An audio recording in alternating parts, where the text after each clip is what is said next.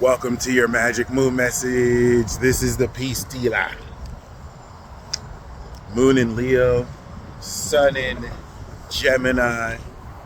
I wanted to show you the Circle K still being built. Um, that to me is like an analogy for what's being constructed in your brain this season. Building new neural pathways, building new thought forms and thought structures, new rationale, logos, in order to accommodate for what and how you are evolving moving forward. You heard me? You feel me? So, yeah, I hope you've been enjoying your Gemini season so far. And relative to that, um, what was that? And relative to that, we are getting ready to finalize the activation portion, and in another day and a half, enter integration. Okay. So relative to that, when it comes to, of course, what it is we've activated with Gemini, we've activated, of course, a new idea, new mindset.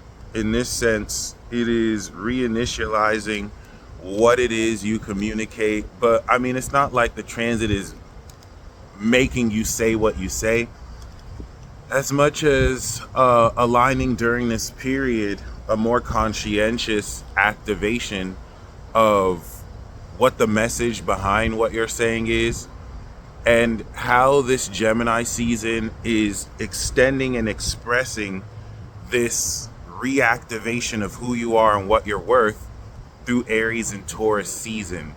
So now that we've moved in that direction and we have set the values that align to this yearly update of who we defined we are based on the individual actions we took late March to April, now the mindset, the ideas, the thoughts you are thinking express and align what you have begun to activate April.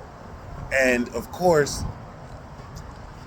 now that the moon is coming out of Leo, this Gemini signature, where I did speak of Gemini being Scorpio and Taurus's affinity, well, Leo is actually Gemini's affinity, because Gemini's third house, Gemini rules the third house, and Gemini's third house is Leo. So this really speaks towards, and of course, Sagittarius's affinity is also Leo.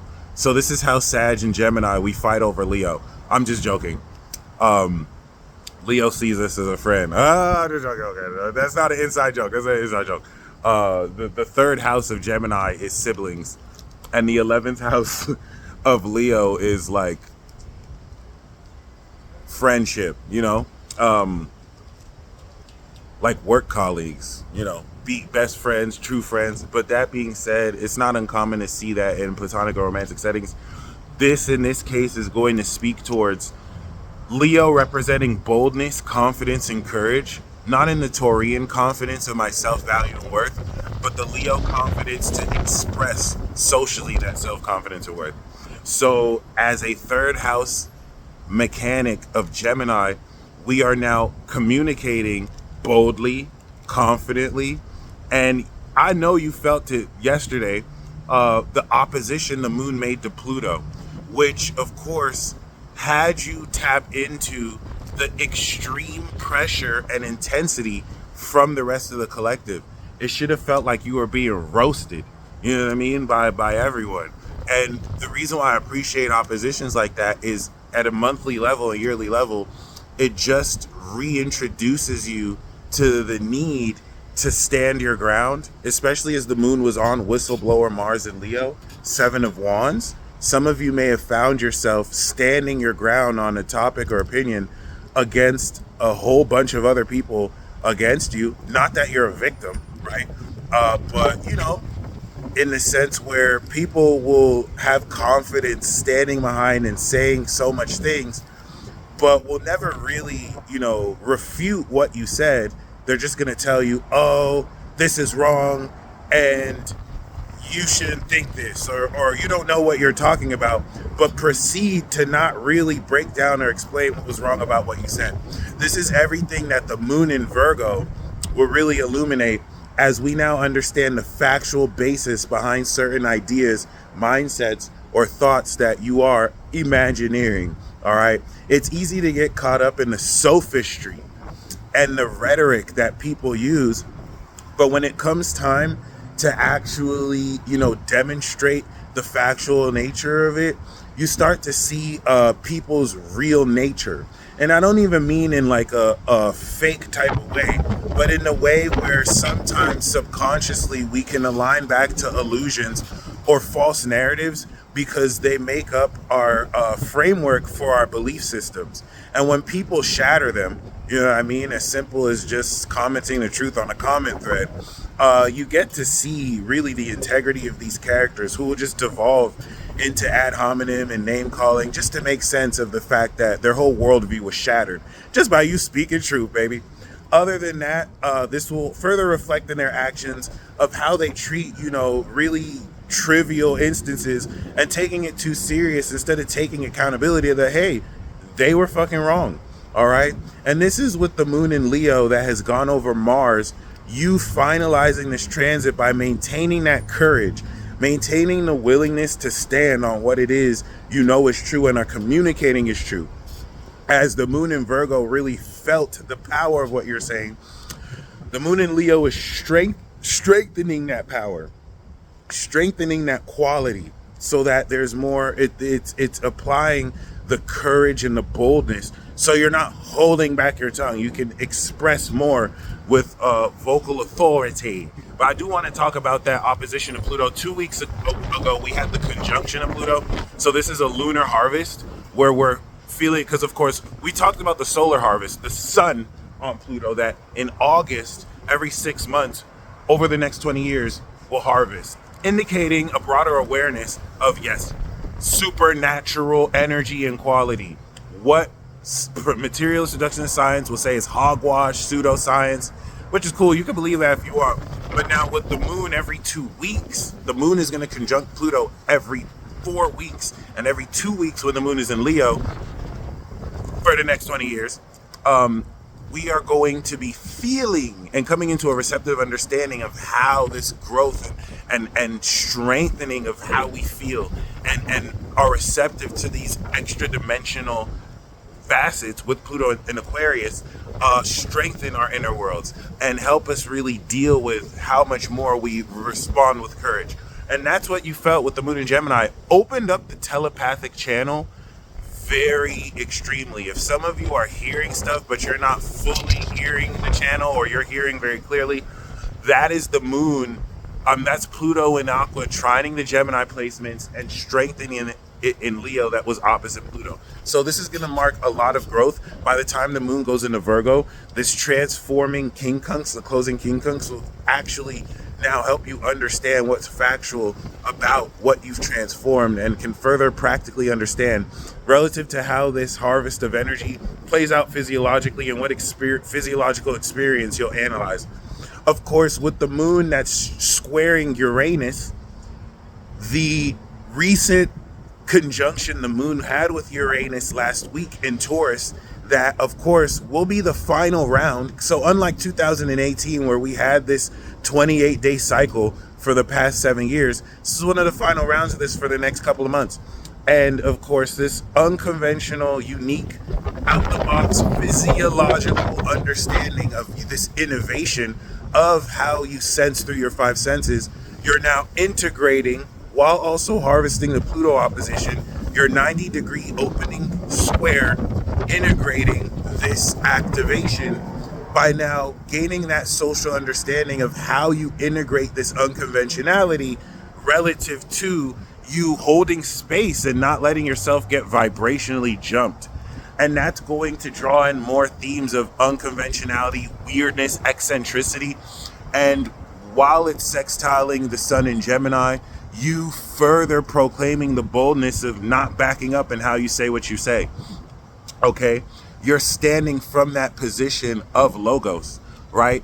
not necessarily having to go back and forth. The moon in Virgo is going to now allow you to break down the greater analysis of what's real about what you're saying, but you don't want to get into a position where you're arguing over what you know is true. Like, let other people argue with the truth. That's what makes them foolish.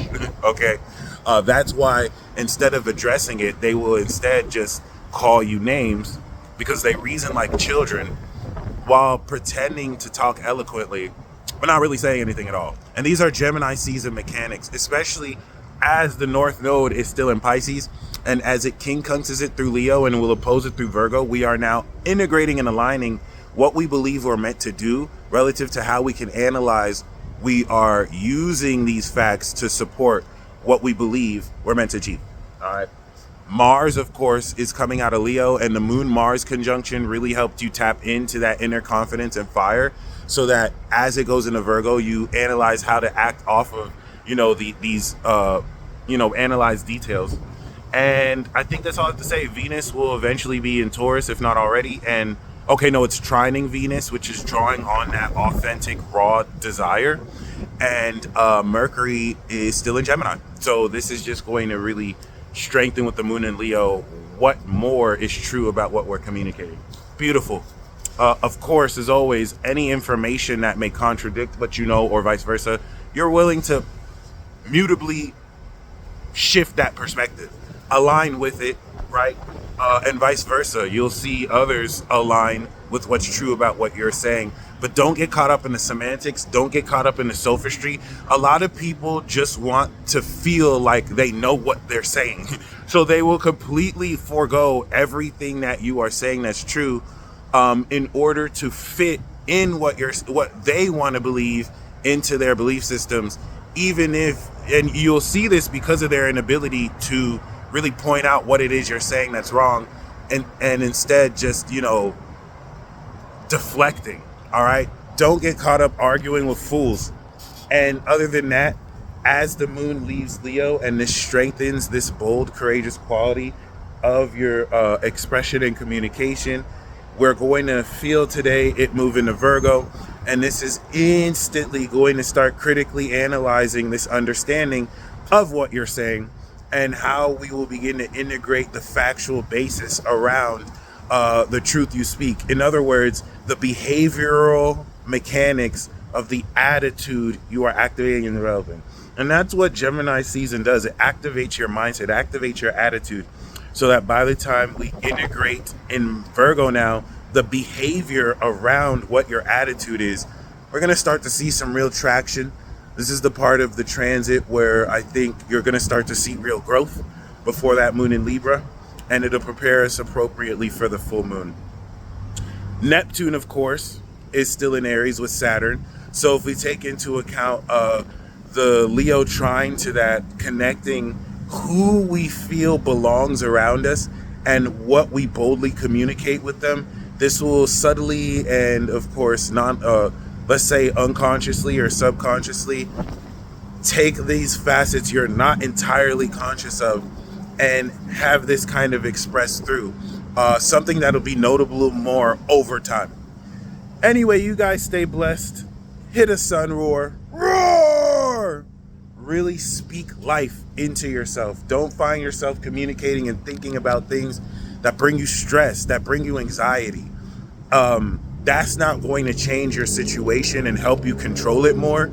So you might as well just think positive about it. Think what you want. And if you think it's impossible, that's why you need to think that that's what you want, so you can make it possible. That's magic. Y'all stay blessed as always. And until next time.